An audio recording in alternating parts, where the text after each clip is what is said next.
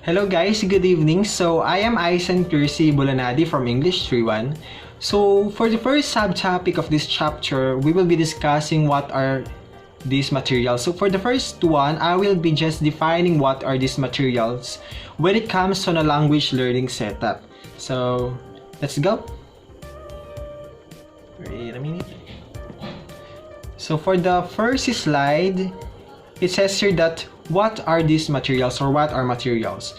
So the term materials in the context of language learning is commonly associated with textbooks or course books. So basically these materials are everything used to help teaching language learners and to facilitate teachers and learners in the language, in the language learning. So in order for us, of course, as a future teachers, to know what are these materials when it comes on language learning, to become highly developed the language learning of our students. So for the next one, it says here that this encompasses of various teaching, learning and aids such CD-ROMs, DVD, handouts, charts, websites. So when it comes to websites, we have here like YouTube, grammar learning website. When it comes on textbooks, we have these dictionaries and newspapers and many more in order for us to gain more information when it comes on language learning. So for the next one, it says here, according to Brown in 1995, defined materials as any systematic description of the techniques and exercises to be used in classroom teaching. So as a result, it is important to show how teachers, specifically to us, to our specialization someday, that how teachers and students view this kind of materials and its use with appropriate kind of activities. And activities, of course, it is correlated with some procedures. So the next one, it says here that in the same vein, according to Tomlinson into 2012, describe materials as anything which can be used to facilitate the learning of a language, including course books, videos, graded readers, flashcards, games, websites, and mobile phone interactions. And that is understandable. And according to him, materials can be, for the next slide, we have here for the first bullet, it says here that it is informative. So informing the learner about the target language. So the use of these learning materials such as textbooks and course books and many more like newspapers, and of course that we have today in our online setup lectures, is a great help for us or for our future learners to be able to know and be informed about language learning or other learnings that is not just for language learnings, for the other specializations, what I mean. Then we have the next bullet. It says here that it is instructional, guiding the learner in practicing the language.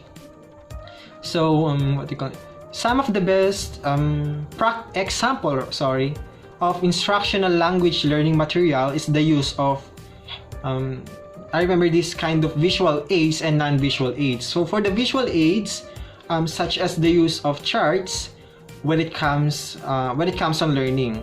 So by giving them an instruction upon doing the graph that you presented in your class, it may help them to think more critically, like step-by-step process. Then we have this non-visual aids. So you can do games for your students so that they will participate while they are enjoying the games that you presented, and the most important is that they are learning. Then for the third one, I think this is experiential. So providing the learner with experience of the language and use. Then we have eliciting. So when we define the word eliciting, or its root word elicit, it means to call forth or draw out. So something such as information or a response.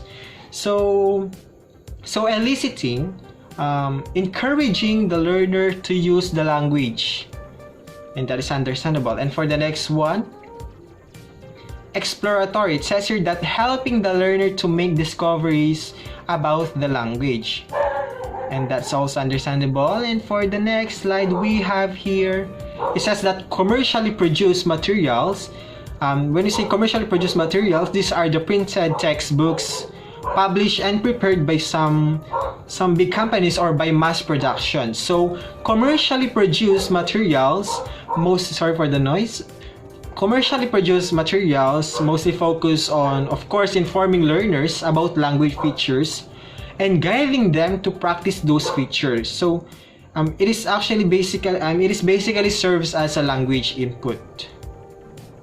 Then it says here that language learning materials created to help the teachers and learners, providing explicit teaching and practice of the target language. Or language learning materials were produced to assist us, of course, as a future teachers, and also for our students in providing a specific linguistic instruction, and the most important is the practice. Then let us now proceed to the role of instructional materials. So, role of instructional materials. So, according to Canningsworth in 1995, summarizes the role of materials, particularly course books, in language teaching, as for the first bullet. The first role is as a resource for presentation materials.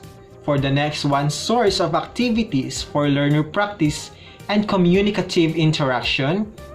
And for the third bullet, it serves as a reference source for learners on grammar, vocabulary, pronunciation, and etc.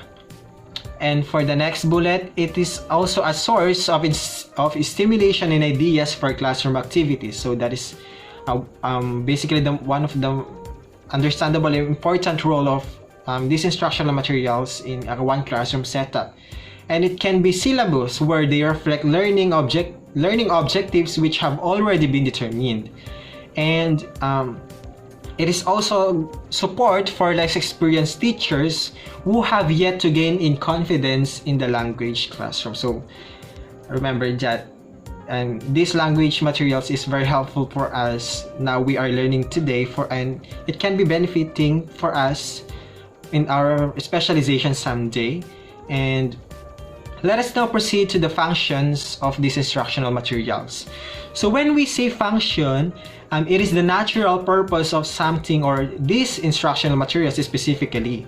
So functions of instructional materials, according to Dudley Evans and St. John in 1998, suggest that for teachers of ESP, or it says, when you say ESP, these are, the term ESP stands for the English for specific purposes in this kind of courses. So these instructional materials serve the following functions. So for the first bullet I have here, it says here that as a source of language. For the next bullet, as a learning support. And for the third bullet, it is its third function is for motivation and stimulation. And it can be for reference. And I think that's the last. I think that concludes my report, and thank you for listening. So the next subtopic is all about the materials development and its importance. That will be going to discuss to you one of my group mates, Miss Jolene Sabedo. So I hope you learned something, and thank you for listening. And guys, please keep safe. Bye.